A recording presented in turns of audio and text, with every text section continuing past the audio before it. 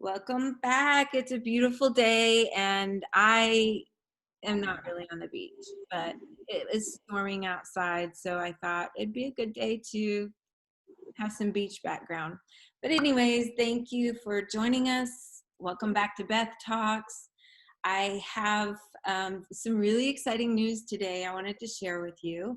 I have a friend of mine here with me, and his name is Billy Thompson. We have some really interesting conversations, and you might find it very intriguing or hopefully helpful in your day-to-day endeavors. My friend Billy Thompson, I met him a couple of years ago. Just loved his spirit. He and his wife worked out at the same gym that I worked out at, and we struck up conversations, found that we were both in the health and wellness industry and have different types of businesses, but we're both passionate about learning about other people and helping other people formulate good health and vitality throughout life.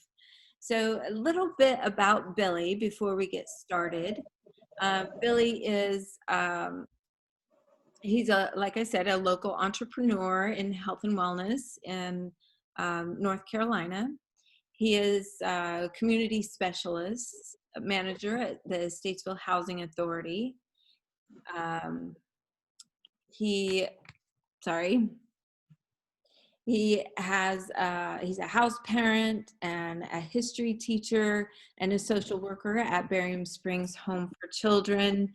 And I didn't know until I saw this that he's also a photographer at Portrait Industries. He works with children and youth in Burlington, North Carolina. And he is a master educator from Appalachian State, excuse me, studied at Lenore-Rhine University as well as Elon University. So Billy, before we get started, I do have a few questions I want to ask you, but before you get started, I wanted to share something with you, and I think you'll really enjoy this as well. A friend of mine sent this to me this morning, and I think it just falls perfectly in line with what we wanted to talk about today. So just to kind of give everybody a feel for what direction we're headed to, I wanted to read this little excerpt. My friend Daniel Daly, he's serving in Iraq right now, and he sent me a message this morning. I think I just really needed to hear it, and I think it might help give us all some good vibes this morning. So here it goes. Daniel states, "Strength does not come from winning. Your struggles develop your strengths when you go through hardships and decide not to surrender to them. That is strength." Like it was said by Arnold Schwarzenegger, the world breaks everyone, and afterward, some are strong at the broken places. All the adversity in my life, all my troubles and obstacles have strengthened me. You may not realize it when it happens, but a good kick in the teeth sometimes is the best thing in the world for you. And there are two ways of exerting one's strength. One is by either pushing down or pulling up. A truly strong person does not need the approval of others any more than a lion needs the approval of sheep. And that's why I like criticism. It makes you strong when people think it's going to make you weak. And you can't have life without death. Neither can you have success without failure. This is where the concept of yin and yang comes into play. Yin and yang describes how opposite or contrary forces are actually complementary to each other and interconnected, interdependent of each other in the natural world, and how they give rise to each other as they interrelate to one another.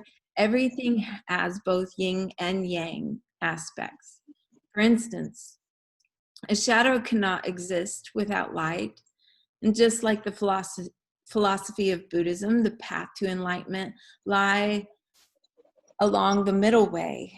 And if a saddest string is too tight, they'll snap and the music dies. If the saddest string is too loose, there will be no sound. And I add, balance is the key to moving towards our goal in each and every day. So that being said, Billy, thank you for joining me. I'm excited to see where our conversation goes this morning.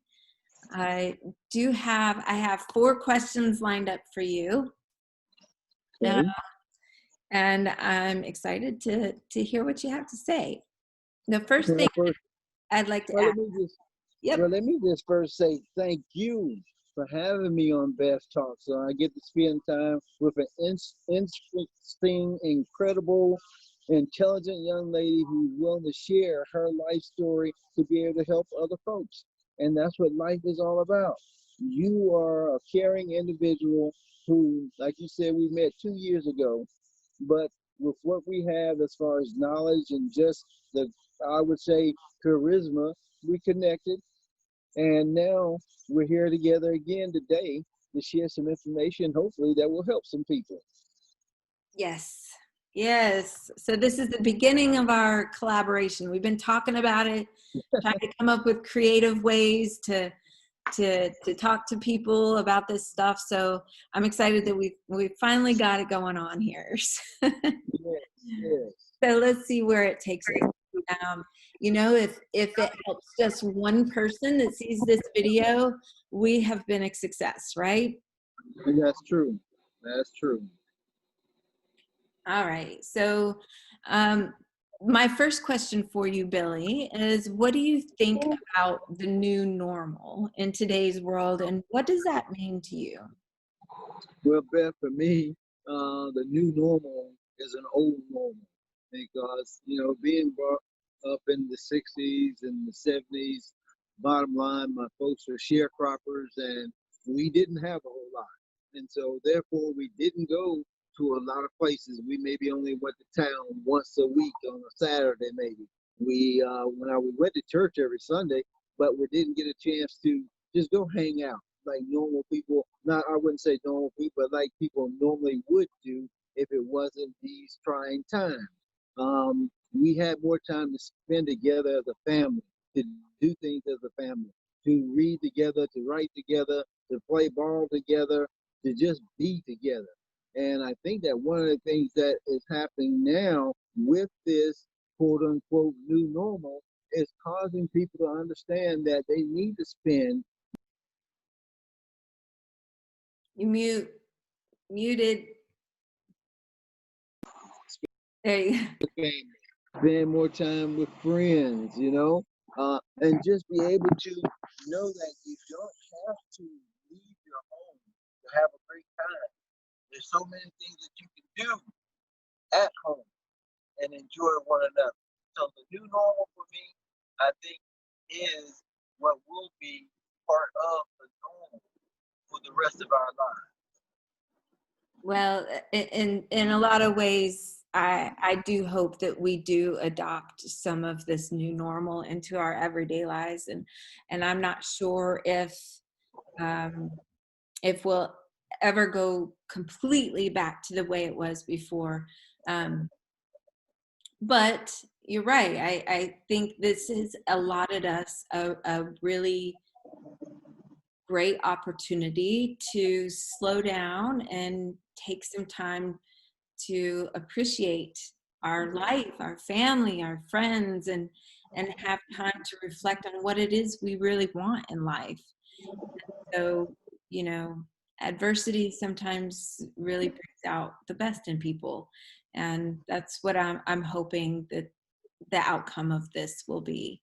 And you Yeah. can already see it, people coming together and supporting one another, and in spite of the hardship that we're all going through, we've found ways to build communities online. So that's certainly a bonus that we've all got, and around the world. So my Right. next question, and this is a good one because, um, you know, a lot of us are working from home more Mhm. often, and we have to rely on our own self motivation to get things done, especially if we have a boss that is needing us to accomplish a certain task or goal by the end of the day. But you know when we before all this crazy mess started, we were kind of moved or pushed along, like I was just, I had a super busy schedule, but I got in my car and I had to drive here to do this and I had to drive there to do that, and the momentum of my movement kept me motivated. But now we're not moving anywhere. So my question to you, Billy, is how do you help motivate people when they need that help? Well, one of the first things is if someone asks me, how are you doing? What they're going to hear from these lips is, I'm fantastic and I'm trying to get better. That's the main thing, you know? But the other side of it is that I try to let them understand we're on this planet that is in this great big universe. And here we are, just a small dot, but we are that small dot that can make a big difference in someone else's life. And if in fact that you sit back or you're not going to be motivated to get up and do things and whatnot, then someone's going to miss out on something great that you might have to share with them. They're going to miss out on something that maybe would have been just that one key thing that they needed for the day. You know, you said your friend sent you the script that you were speaking of earlier, right? That motivated you, that gave you energy, that gave you the drive to say, you know what, he's right. I don't need anybody's approval. Just like the lion doesn't need the sheep's approval, I don't need anybody else's approval. I just need to get up and do my thing, which is Beth Talk. And Beth Talk is what's going to make a big difference in so many people's lives. So most definitely, when I talk about motivating other people, I try to find first what that key is that's going to be the driving force that they want to have happen within their life. But the number one thing that I also look at is that I know that people want to know that they are loved and they're cared for. So one of the key things that I see most definitely in being able to motivate adults and most definitely children is letting them know that they are loved. Because if they know that if there's one person in this world that cares deeply enough about them to check on them, to make sure they have food, to make sure they have clothing and different things of this nature, then they're going to be willing to put forth that effort every day to get up out of bed and do the things that they need to do to be of service to others. So I think that the biggest thing is that love is the key to it all. Absolutely. Without love, then we just have no drive to even relate to one another. So it's all about love and kindness, and learning from one another is such a huge thing, to learn from one another and share our stories. I think it's so impactful to be able to relate to a real person with a real story, and there's always a little take that you could get from that. So I, I'm so grateful for you being here. But this really leads into my next question quite well. You've spent your life working with children, and you and your lovely wife have a beautiful daughter, and I found it incredible that you have 10 godchildren. That's amazing. You have a whole circle of family that you created, of kids that you will change their life forever, just being an influence and part of their life. So my next question is all about the kids. And a former education a former educator, pardon me, how do you feel about the way that kids are being taught at school now? Well, I really do appreciate the way that the teachers and the administrators, the cafeteria workers, the custodial workers, the bus drivers, the mechanics, everybody who's involved within the system. I really appreciate how they are giving of themselves and their time to make sure that our children are still receiving the education, the food, the transportation, whatever it is that they need to be successful. Because, you know, one of the things that's happening is, being that now it's virtual and you're not able to be there with the child each and every day, you know, there's a special part of that that's missing. But there's also some good to it. And I'll explain by saying the part that is missing is that some kids need that face to face, one on one, where they see their teacher every day. But then you have some kids that are okay and they are self-motivated and they can take this and they'll run with it. And you give them a week's worth of work to do and they'll have it done within a day. You know, so I look at it from the standpoint of the virtual, the way we've been teaching virtual has been very beneficial, but I do see that it's going to bring about some changes in the way that education is going to be handled for coming years. In that you will find some folks who are going to say, well, I really do enjoy, or my child really does much better being a virtual learner. Or, no, I need for my child to be in your classroom every day. But what we have to realize is that whatever comes out of it, whatever it is that we as a people, the parents, the children, the administrators and everyone, whatever it is that we want out of it, it has to be what's best for the individual child. And if we can do that, then most definitely this is going to be one heck of a change for us now, because we're not used to this. But that's the thing. We've got to come out of our comfort zone. And in coming out of our comfort zone, we will bring forth even better things for the children. Absolutely. I think you're right on spot. Some really good changes I think are occurring because of the way things are now. And I have a lot of my friends that are teachers, school counselors, and just work with kids. And you know, it's really a great thing that's come about because we're not able to physically be around each other. Mm-hmm. It's spawned creativity in our thinking, and we have to come up with ways to outreach to kids, or anybody that we're circling in our group, but especially kids. So we're having uh, a way to create a whole different mindset when it comes to education, and that being that each individual child is going to need different types of attention. Like you said, some kids are self-motivated, want to just get it done so they could go out and play, and other kids are kind of struggling.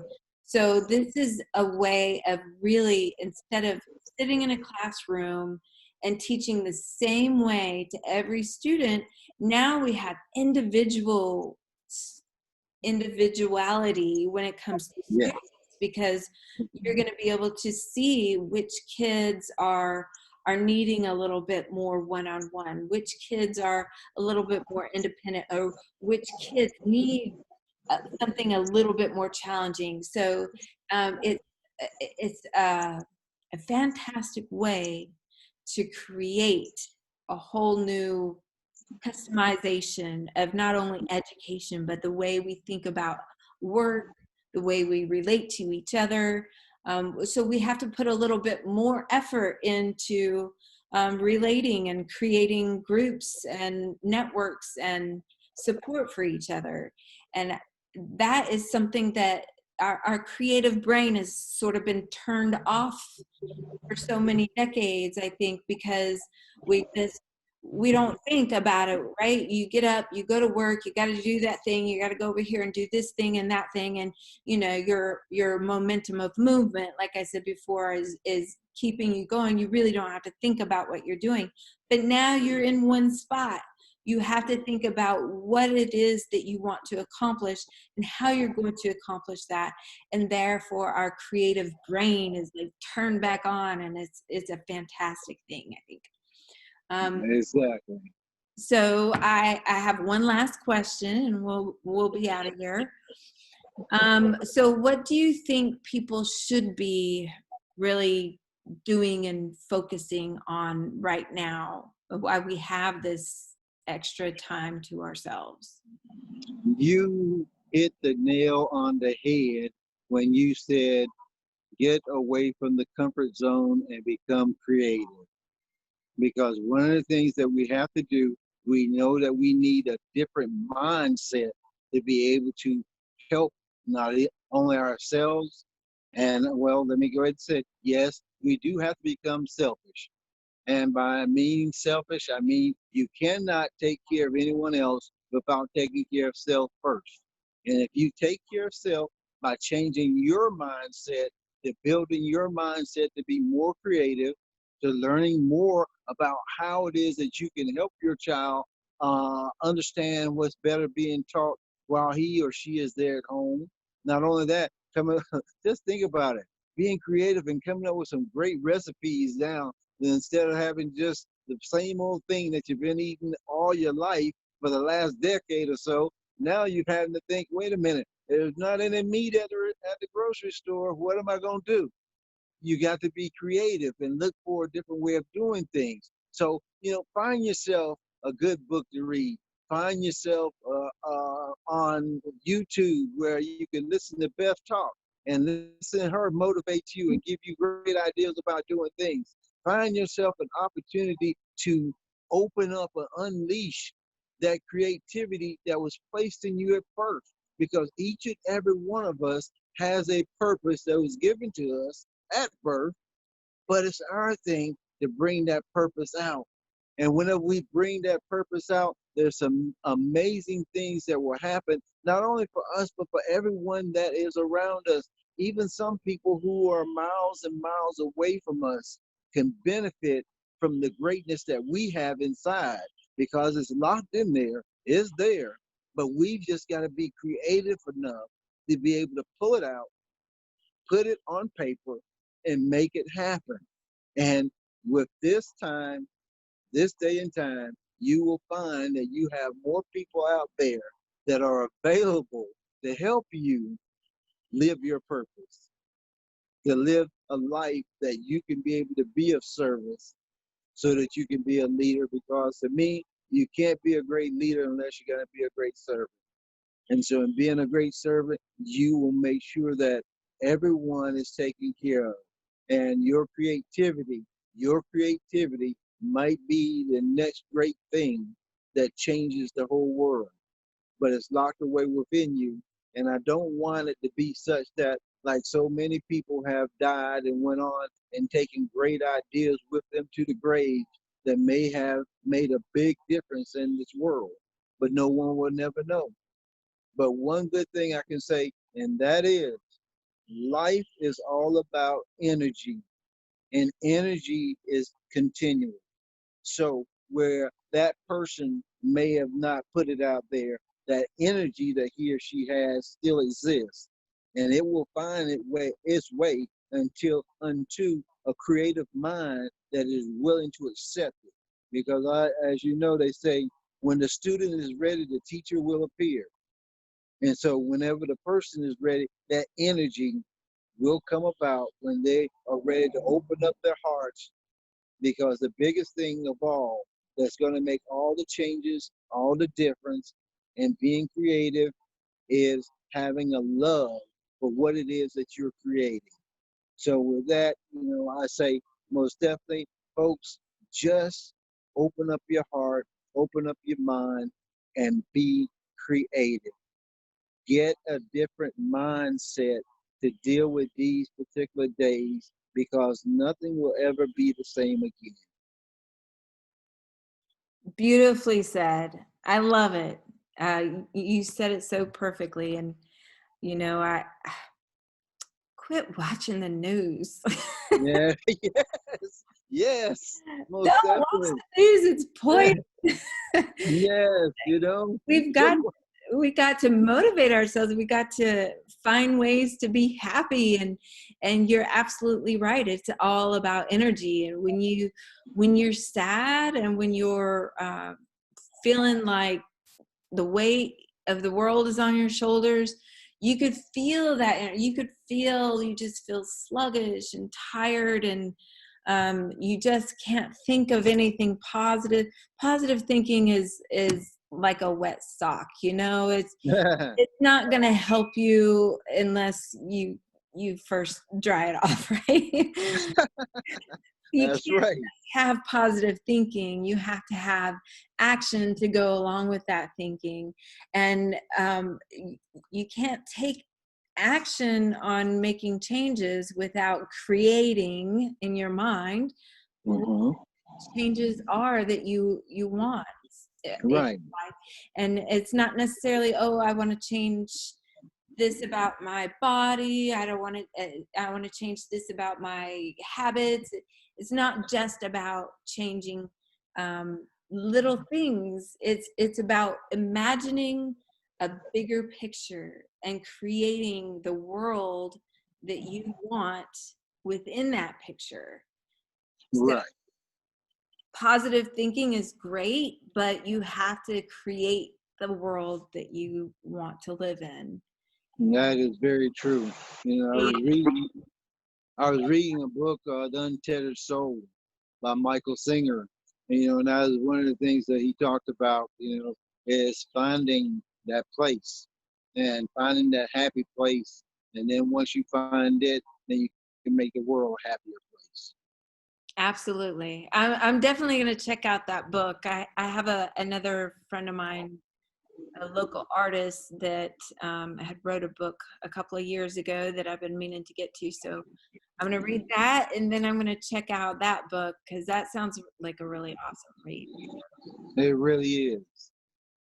But Billy, that brings me to the end of our video. I'm so grateful for you to take this time to talk to us today.